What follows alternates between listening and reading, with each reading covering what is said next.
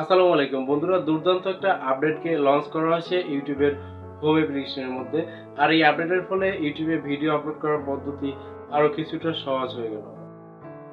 বন্ধুরা, এতদিন পর্যন্ত যে সমস্ত ক্রিয়েটররা মোবাইল দিয়ে ইউটিউবে ভিডিও আপলোড করতেন, তাদের ভিডিওকে ইউটিউবের হোম অ্যাপ্লিকেশনের মাধ্যমে আপলোড করতে হতো এবং ভিডিওতে কাস্টম থাম্বনেল সেট করার জন্য ওয়াইটি স্টুডিও অ্যাপ্লিকেশনের সাহায্য নিতে হতো।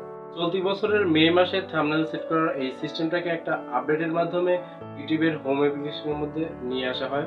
তবে সেই সময় এই সিস্টেমটাকে কেবলমাত্র আইওএস অর্থাৎ আইফোন অপারেটিং সিস্টেমের মধ্যে চালু করা হয়েছিল এবং ইউটিউব সেই সময় আমাদেরকে জানিয়েছিল একটা সময় এই সিস্টেমটাকে সমস্ত অ্যান্ড্রয়েড ডিভাইসের মধ্যে রোল আউট করা হবে।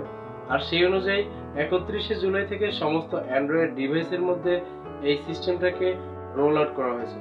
আর এর ফলে এখন থেকে আপনারা যখন কোনো ভিডিওকে ইউটিউবে আপলোড করবেন, তখন ভিডিও সিলেক্ট করার পরে ডিফল্ট থাম্বনেইলের উপরে একটা পিকচার অ্যাড করার লোগো দেখতে পাবেন, যেখানে ক্লিক করে আপনারা আপনাদের ভিডিওর জন্য কাস্টম থাম্বনেইলকে সেট করতে পারবেন।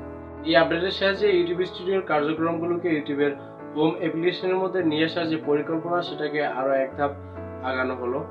বন্ধুরা, সব মিলিয়ে এই আপডেটটি আমার কাছে দুর্দান্ত লেগেছে। আপনাদের কাছে কেমন লেগেছে অবশ্যই কমেন্ট করে জানাবেন। আর হ্যাঁ, ভিডিওটি ভালো লাগলে অবশ্যই একটা লাইক দিবেন এবং আপনি যদি আমাদের চ্যানেলের নতুন দর্শক হয়ে থাকেন, তাহলে অবশ্যই আমাদের চ্যানেলটি সাবস্ক্রাইব করতে ভুলবেন না। দেখা হবে নেক্সট ভিডিওতে। সে মতো সবাই ভালো থাকবেন। ধন্যবাদ।